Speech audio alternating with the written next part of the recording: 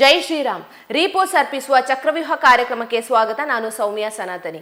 ನಮ್ಮ ಟಿವಿ ಕ್ರಮದ ಎಲ್ಲ ಕಾರ್ಯಕ್ರಮಗಳ ನೋಟಿಫಿಕೇಶನ್ ನಿಮಗೆ ಸಿಗಬೇಕಂತ ಹೇಳಿದ್ರೆ ನಮ್ಮ ಟಿವಿ ಕ್ರಮ ಚಾನಲ್ ಅನ್ನು ಸಬ್ಸ್ಕ್ರೈಬ್ ಮಾಡಿ, ಹಾಗೆ ಬೆಲ್ ಬಟನ್ ಕ್ಲಿಕ್ ಮಾಡೋದನ್ನ ಖಂಡಿತ ಮರಿಬೇಡಿ. ವೀಕ್ಷಕರೇ, ವಿನಾಶಕಾಲೇ ವಿಪರೀತ ಬುದ್ಧಿ ಅಂತ ಒಂದು ಗಾದೆ ಮಾತಿದೆ. ಹಾಗೆ ದೀಪ ಆರೋದಕ್ಕೆ ಮುಂಚೆ ತುಂಬಾ ಉರಿಯುತ್ತೆ ಅಂತ ಇನ್ನೊಂದು ಗಾದೆ ಮಾತು ಕೂಡ ಇದೆ. ಅದನ್ನ ಈ ಕಾಂಗ್ರೆಸ್ ಸರ್ಕಾರವನ್ನೇ ನೋಡಿ ಹೇಳ್ದಂಗೆ ಇದೆ. ಕಾಂಗ್ರೆಸ್ ಸರ್ಕಾರದ ಆಡಳಿತದಲ್ಲಿ ಹಿಂದೂಗಳ ಭಾವನೆಗಳಿಗೆ ಬೆಲೆಯೇ ಇಲ್ವಾ? ಹಿಂದೂ ನಾಯಕರನ್ನ ನಿರಂತರವಾಗಿ ಟಾರ್ಗೆಟ್ ಮಾಡಲಾಗ್ತಾ ಇದೆ. ಈಗ ಹಿಂದೂ ಸ್ವಾಮೀಜಿಗಳನ್ನ ಟಾರ್ಗೆಟ್ ಮಾಡಲಾಗ್ತಾ ಇದೆ. ಒಂದು ಸ್ವಾಮೀಜಿ ಒಂದು ಜಿಲ್ಲೆಯಿಂದ ಮತ್ತೊಂದು ಜಿಲ್ಲೆಗೆ ಹೋಗಿ ಪ್ರವಚನ ಕೊಡೋಕು ನಮ್ಮ ರಾಜ್ಯದಲ್ಲಿ ಅವಕಾಶ ಇಲ್ವಾ? ನಮ್ಮ ರಾಜ್ಯದಲ್ಲಿ ಏನಾಗ್ತಾ ಇದೆ? ಹೌದು, ಕನೇರಿ ಮಠದ ಅದೃಶ್ಯ ಕಾಡಸಿದ್ದೇಶ್ವರ ಸ್ವಾಮೀಜಿ ಅವರಿಗೆ ವಿಜಯಪುರ ಜಿಲ್ಲೆ ಪ್ರವೇಶ ಮಾಡದಂತೆ ನಿರ್ಬಂಧ ಹೇರಲಾಗಿದೆ. ಇದು ಈಗ ರಾಜ್ಯದ ಹಿಂದೂಗಳನ್ನ ಕೆರಳಿಸಿಬಿಟ್ಟಿದೆ. ಈ ಕಾಂಗ್ರೆಸ್ ಸರ್ಕಾರಕ್ಕೆ, ಸಿದ್ದರಾಮಯ್ಯನವರಿಗೆ ಹಿಂದೂಗಳ ಮೇಲಿಷ್ಟು ಯಾಕೆ ದ್ವೇಷ ಅನ್ನೋ ಪ್ರಶ್ನೆ ಮೂಡಿದೆ.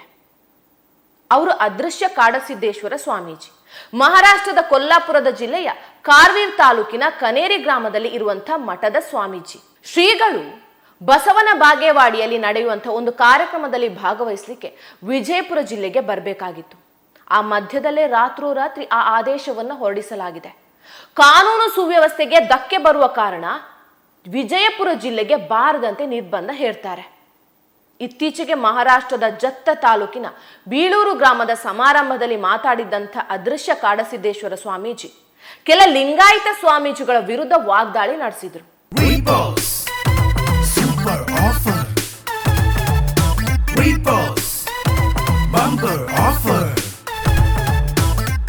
ರೀಪೋಸ್ ಮ್ಯಾಟ್ರೆಸ್ ಅನ್ನು ಖರೀದಿಸಿ ಸ್ಮಾರ್ಟ್ ಟಿವಿಯನ್ನು ಉಚಿತವಾಗಿ ಪಡೆಯಿರಿ.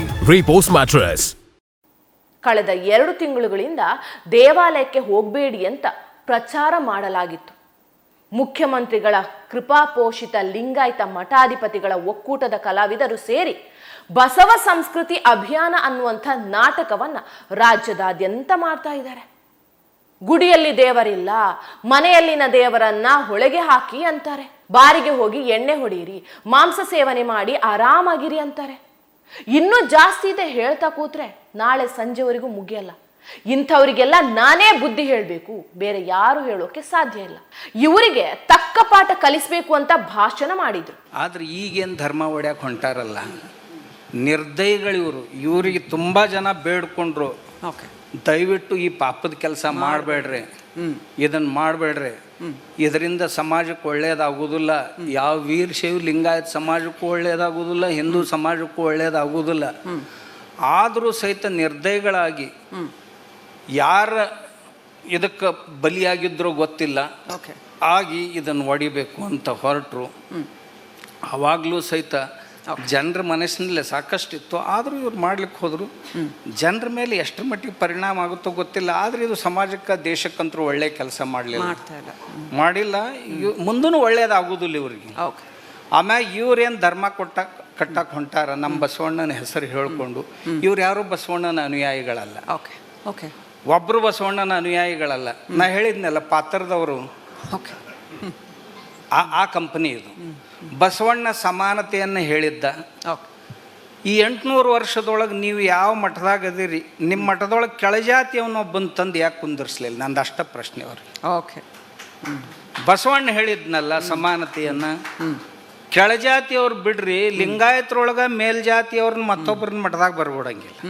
ಸ್ವಾಮೀಜಿಗಳ ಹೇಳಿಕೆಗೆ ರಾಜ್ಯದ ವಿವಿಧ ಭಾಗಗಳಲ್ಲಿ ಆಕ್ರೋಶ ವ್ಯಕ್ತವಾಗಿತ್ತು. ಪ್ರತಿಕೃತಿಗಳನ್ನ ದಹಿಸಿ ಪ್ರತಿಭಟನೆ ನಡೆಸಲಾಯಿತು. ಈ ನಡುವೆ ಬಸವನ ಬಾಗೇವಾಡಿಯಲ್ಲಿ ನಡೀತಾ ಇರುವಂತಹ ಸಮರ್ಥ ಸದ್ಗುರು ಶ್ರೀ ಸಿದ್ದರಾಮೇಶ್ವರ ಮಹಾರಾಜರ ಪುಣ್ಯತಿಥಿ ಉತ್ಸವ ಕಾರ್ಯಕ್ರಮದಲ್ಲಿ 16 ಮತ್ತು 17ರಂದು ಕನೇರಿ ಶ್ರೀಗಳು ಭಾಗವಹಿಸಲಿರುವ ಕಾರಣ ಜಿಲ್ಲೆಯಲ್ಲಿ ಕಾನೂನು ಸುವ್ಯವಸ್ಥೆ ಹದಗೆಡುವ ಸಾಧ್ಯತೆ ಇದೆ ಅಂತ ಸ್ಥಳೀಯ ಠಾಣಾ ವರದಿ ತಿಳಿಸಿದೆ.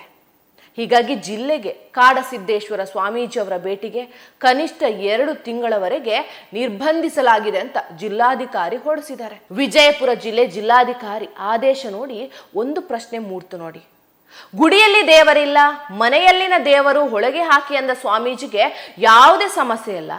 ಆ ಸ್ವಾಮೀಜಿ ಹಿಂದೂಗಳಿಗೆ ಬೈಬಹುದು, ಹಿಂದೂಗಳ ಭಾವನೆಗಳಿಗೆ ಧಕ್ಕೆ ತರಬಹುದು. ಆ ಸ್ವಾಮೀಜಿ ಎಲ್ಲಿಗೆ ಬೇಕಾದ್ರೂ ಆರಾಮಾಗಿ ಹೋಗಿ ಬರಬಹುದು. ಆದರೆ ಹಿಂದೂಗಳ ಭಾವನೆಗಳಿಗೆ ಧಕ್ಕೆ ತಂದಿದ್ದನ್ನ ಪ್ರಶ್ನೆ ಮಾಡಿದ ಸ್ವಾಮೀಜಿಗೆ ನಿರ್ಬಂಧ ಹಾಕ್ತೀರಂದ್ರೆ ಹೇಗ್ ಸಾಧ್ಯ? 15 ನಿಮಿಷದಲ್ಲಿ ಪೊಲೀಸರು ಸುಮ್ಮನಿದ್ರೆ ನಮ್ಮ ತಾಕತ್ತು ತೋರಿಸಿವಿ ಅಂದವನು ಈಗ ದೇಶದಲ್ಲಿ ಎಲ್ಲೆಡೆ ಹೋಗಿ ಭಾಷಣ ಮಾಡ್ತಾ ಇಲ್ವಾ? ಹಿಂದೂಗಳ ನಂಬಿಕೆ ಮೇಲೆ ಘಾಸಿ ಮಾಡಿ ಭಾಷಣ ಮಾಡಿದವರನ್ನ ಪ್ರಶ್ನೆ ಮಾಡಬಾರ್ದ? ಹಾಗಿದ್ರೆ ಹಿಂದೂಗಳಿಗೆ ಯಾರು ಏನ್ ಬೇಕಾದ್ರೂ ಏನಾದ್ರೂ ಬೈಬಹುದಾ? ಯಾಕೆ ಹಿಂದೂಗಳು ಸಹಿಸ್ಕೊಳ್ತಾರಂತಾನ? ಹಿಂದೂಗಳ ನಂಬಿಕೆಗೆ ಯಾರು ಬೇಕಾದ್ರೂ ಬೈಬಹುದು, ಆದ್ರೆ ಹೀಗೆ ಬೈಬೇಡಿ ಅಂದ್ರೆ ಅವರಿಗೆ ನಿರ್ಬಂಧ ಹೇಳ್ತೀರಾ? ಇದು ನಮ್ಮ ರಾಜ್ಯದಲ್ಲಿ ಮಾತ್ರ ಅನ್ಸುತ್ತೆ. ಕಾನೂನು ಸುವ್ಯವಸ್ಥೆಗೆ ಧಕ್ಕೆ ಆದ್ರೆ ಪೊಲೀಸ್ ಇಲಾಖೆ ಇಲ್ವಾ? ಕಾನೂನು ಸುವ್ಯವಸ್ಥೆ ಕಾಪಾಡಲಿಕ್ಕೆ ಹೇಳಿ, ಬಂದೋಬಸ್ತಿಗೆ ಹೆಚ್ಚಿಗೆ ಮಾಡಿ. ಅದು ಬಿಟ್ಟು ವಿಜಯಪುರ ಜಿಲ್ಲೆಗೆ ಕನೇರಿ ಶ್ರೀಗಳಿಗೆ ನಿರ್ಬಂಧ ಹೇರಿದ್ದು ಒಬ್ಬ ಹಿಂದೂ ಸಂತನಿಗೆ ಮಾಡಿದಂತ ಅವಮಾನ ಅಲ್ವಾ? ಅದೃಶ್ಯ ಕಾಡಸಿದ್ದೇಶ್ವರ ಸ್ವಾಮೀಜಿ ಯಾರು ಅಂತ ಗೊತ್ತಾ? ಈ ನಾಡಿಗೆ ಅವರು ಮಾಡ್ತಾ ಇರುವಂತ ಸೇವೆಗಳು ಗೊತ್ತಾ? ಹಿಂದುತ್ವದ ವಿಷಯದಲ್ಲಿ ಈ ದೇಶಕ್ಕೆ ಕನೇರಿ ಸ್ವಾಮೀಜಿಗಳು ಕೊಡುಗೆಯನ್ನ ಅಪಾರ ಕೊಟ್ಟಿದ್ದಾರೆ. ನಮ್ಮ ನಾಡಿನ ಶ್ರೇಷ್ಠ ಸಂತ ಅದೃಶ್ಯ ಕಾಡಸಿದ್ದೇಶ್ವರ ಸ್ವಾಮೀಜಿ ಕಳೆದ 25 ವರ್ಷಗಳಿಂದ ಮಾಡ್ತಾ ಇರುವಂತಹ ಸಮಾಜ ಸೇವೆಗಳು ಒಂದ ಎರಡ. ದೇಶದಲ್ಲಿ ಮತಾಂತರ ಪಿಡುಗು ಹೋಗಲಾಡಿಸಬೇಕು ಅಂತ ಪಣ ತೊಟ್ಟಿರುವಂತ ಶ್ರೀಗಳು ಇವರಿಗೆ 25,000ಕ್ಕೂ ಅಧಿಕ ಜನರನ್ನ ಸನಾತನ ಧರ್ಮಕ್ಕೆ ಮರಳಿ ಕರೆ ತಂದಿದ್ದಾರೆ. ಅಲ್ಲದೆ ಪ್ರತಿ ವರ್ಷ 500ಕ್ಕೂ ಅಧಿಕ ಕುಟುಂಬಗಳನ್ನ ಮರಳಿ ಸನಾತನ ಧರ್ಮಕ್ಕೆ ಕರೆ ತರ್ತಾ ಇದ್ದಾರೆ. ಕನೇರಿ ಆಶ್ರಮದಲ್ಲಿ ಗೋಶಾಲೆ ಇದೆ. 28ಕ್ಕೂ ಅಧಿಕ ದೇಶೀಯ ತಳಿಯ 2,000 ಗೋವುಗಳನ್ನ ಸಾಕ್ತಾ ಇದ್ದಾರೆ. ಕಳೆದ 8 ವರ್ಷಗಳಿಂದ ಊಟ, ವಸತಿ, ಶಿಕ್ಷಣ ಮಾರಾಟಕ್ಕೆ ಅಲ್ಲ ಅಂತ ಸಂಕಲ್ಪದೊಂದಿಗೆ 400ಕ್ಕೂ ಅಧಿಕ ಮಕ್ಕಳಿಗೆ ಭಾರತೀಯ ಪರಂಪರೆಯ ಗುರುಕುಲದ ಶಿಕ್ಷಣ ನೀಡ್ತಾ ಇದ್ದಾರೆ. 600ಕ್ಕೂ ಅಧಿಕ ವಯೋವೃದ್ಧರಿಗೆ ತಾವೇ ಗೌರವಧನ ನೀಡಿ ಅವರ ಬೆನ್ನಿಗೆ ನಿಂತಿದ್ದಾರೆ. ವಿಶ್ವ ದರ್ಜೆಯ ಆಯುರ್ವೇದ ಹಾಗೂ ಅಲೋಪಥಿಕ ಆಸ್ಪತ್ರೆ ಕಟ್ಟಿಸಿ ಲಕ್ಷಾಂತರ ಬಡವರಿಗೆ ಕಡಿಮೆ ಖರ್ಚಿನಲ್ಲಿ ಆರೋಗ್ಯ ಸೇವೆ ನೀಡ್ತಾ ಇದ್ದಾರೆ.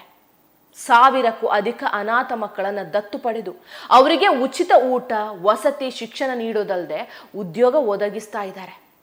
ಹಿಂದುಳಿದ ಗ್ರಾಮಗಳ 500ಕ್ಕೂ ಅಧಿಕ ಶಾಲೆಗಳನ್ನ ದತ್ತು ಪಡೆದು ಅಲ್ಲಿ ಅವಶ್ಯಕ ಶಿಕ್ಷಕರನ್ನ ನೇಮಿಸಿ ಅಲ್ಲಿನ ಮಕ್ಕಳಿಗೆ ಒಳ್ಳೆಯ ಶಿಕ್ಷಣ ಒದಗಿಸ್ತಾ ಇದ್ದಾರೆ. ಸಮಾಜಕ್ಕೆ ಮಾರ್ಗದರ್ಶನ ನೀಡಲಿಕ್ಕೆ ಬ್ರಹ್ಮಚಾರ್ಯ ಗುರುಕುಲ ನಿರ್ಮಿಸಿ 100ಕ್ಕೂ ಹೆಚ್ಚಿನ ಸನ್ಯಾಸಿಗಳನ್ನ ಬೆಳೆಸ್ತಾ ಇದ್ದಾರೆ.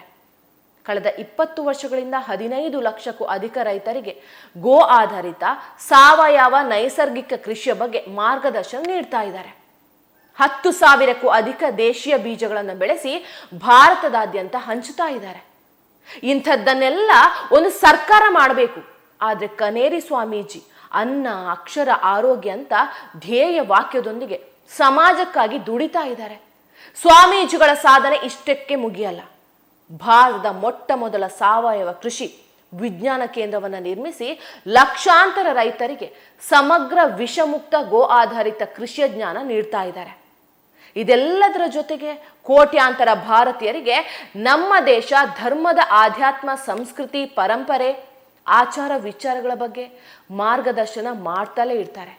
ಸಮಾಜಕ್ಕಾಗಿ ಇಷ್ಟೆಲ್ಲ ದುಡಿದ ಒಬ್ಬ ಸಂತನಿಗೆ ವಿಜಯಪುರ ಜಿಲ್ಲೆಗೆ ನಿರ್ಬಂಧ ಹೇರಿದು ಎಷ್ಟು ಸರಿ ಹೇಳಿ? ಶ್ರೀಗಳು ಅಕ್ಷರ ದಾಸೋಹ, ಅನ್ನದಾಸೋಹ, ಆರೋಗ್ಯ, ಗ್ರಾಮಗಳ ಅಭಿವೃದ್ಧಿ ಇಟ್ಕೊಂಡು ಕೆಲಸ ಮಾಡ್ತಾ ಇದ್ದಾರೆ. ಕನೇರಿ ಮಠದಲ್ಲಿ ನಿತ್ಯವೂ ಅಂದಾಜು 10,000ಕ್ಕೂ ಅಧಿಕ ಭಕ್ತರು ಊಟ ಮಾಡ್ತಾ ಇದ್ದಾರೆ. ಯಾವುದೇ ಭೇದ ಭಾವ ಇಲ್ಲದೆ ಇಲ್ಲಿ ಎಲ್ಲರಿಗೂ ದಾಸೋಹ ನಡೆಯುತ್ತೆ. ಹಬ್ಬದ ವೇಳೆಯಲ್ಲಿ ಕನಿಷ್ಠ 50,000 ಭಕ್ತರು ಊಟ ಮಾಡ್ತಾರೆ. ಇಲ್ಲಿ ಕಟ್ಟುನಿಟ್ಟಾಗಿ ಪಾಲಿಸಲಾಗುವ ಒಂದು ತತ್ವ ಅಂದ್ರೆ ಒಬ್ಬ ವ್ಯಕ್ತಿಯು ತನಗೆ ಬೇಕಾದಷ್ಟು ಮಹಾಪ್ರಸಾದವನ್ನ ಪಡಿಬಹುದು, ಆದ್ರೆ ಅದನ್ನ ವ್ಯರ್ಥ ಮಾಡಬಾರ್ದು. ಕನೇರಿ ಮಠದಲ್ಲಿ ಬೆಳಗ್ಗೆ, ಸಂಜೆ, ರಾತ್ರಿ 3 ಹೊತ್ತು ಅನ್ನದಾಸೋಹ ಇರುತ್ತೆ. ಇಂಥ ಮಠದ ಸ್ವಾಮೀಜಿ, ಕನೇರಿ ಮಠದ ಶ್ರೀಗಳು, ಇಂಥ ಸಾಧಕ ಸ್ವಾಮೀಜಿಗೆ ನೀವು ನಿರ್ಬಂಧ ಹೇರಿದ್ರೆ ಜನ ಒಪ್ತಾರ ಹೇಳಿ? ವಿಜಯಪುರದಲ್ಲಿ ರೈತರ ಜಮೀನುಗಳನ್ನ ವಕ್ಫ್ ಬೋರ್ಡ್ ಕಬಳಿಸಲಿಕ್ಕೆ ಮುಂದಾದಾಗ ಶಾಸಕ ಯತ್ನಾಳ್ ವಕ್ಫ್ ಹಟಾವೋ ಆಂದೋಲನ ಆರಂಭಿಸಿದ್ರು. ಈ ವೇಳೆ ಈ ನಾಡಿನ ಸ್ವಾಮೀಜಿಗಳು ಈ ಹೋರಾಟಕ್ಕೆ ಬೆಂಬಲ ನೀಡಲಿಕ್ಕೆ ಹಿಂಜರಿದ್ರು. ಆದ್ರೆ ಮಹಾರಾಷ್ಟ್ರದಿಂದ ಬಂದು ಕನೇರಿ ಶ್ರೀಗಳು ವಕ್ಫ್ ಹಟಾವೋ ಆಂದೋಲನಕ್ಕೆ ಬೆಂಬಲ ಕೊಟ್ಟಿದ್ರು. ರೈತರ ಜಮೀನಿನ ಖಾತೆಯಲ್ಲಿ ಬಂದಿದ್ದಂಥ ವಕ್ಫ್ ಹೆಸರು ತೆಗೆದು ಹಾಕುವವರೆಗೂ ಪ್ರತಿಭಟನಾ ಸ್ಥಳ ಬಿಟ್ಟು ಕದಲಿಲ್ಲ. ಇದು ಕನೇರಿ ಮಠದ ಶ್ರೀಗಳ ಬದ್ಧತೆ. ಯಾವುದೇ ರೌಡಿ ಶೀಟರ್ಗೆ ಜಿಲ್ಲೆಗೆ ನಿರ್ಬಂಧ ಹಾಕಿದಂತೆ ಒಬ್ಬ ಸಂತನಿಗೆ ನಿರ್ಬಂಧ ಹೇರಿದ್ರೆ ಹಿಂದೂ ಸಮಾಜ ಸುಮ್ಮನಿರುತ್ತಾ? ಎಂದಿಗೂ ಸುಮ್ಮನಿರಲ್ಲ.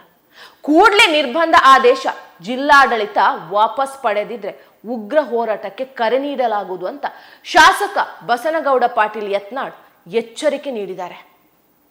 ಇಲ್ಲವಾದ್ರೆ ಹಿಂದೂ ಸಮುದಾಯ ರಾಜ್ಯದಾದ್ಯಂತ ಬೀದಿಗಿಳಿದು ಪ್ರತಿಭಟನೆ ಮಾಡುತ್ತೆ.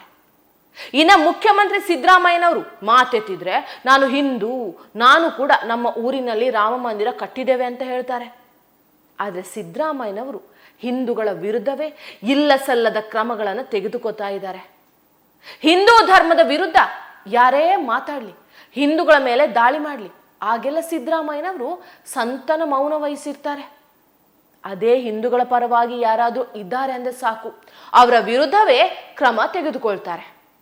ಹಿಂದೂಗಳ ಮತಗಳನ್ನು ಪಡ್ಕೊಂಡು ಹಿಂದೂಗಳ ಬೆಂಬಲದಿಂದಲೇ ಸರ್ಕಾರ ರಚಿಸಿರುವಂಥ ಸಿದ್ದರಾಮಯ್ಯನವರಿಗೆ ಹಿಂದೂಗಳನ್ನು ಕಂಡ್ರೆ ಯಾಕಿಷ್ಟು ದ್ವೇಷ, ಯಾಕಿಷ್ಟು ಕ್ರೌರ್ಯ?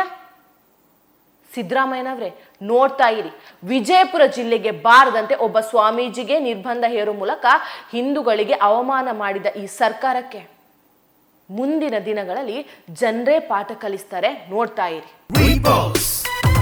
Super offer,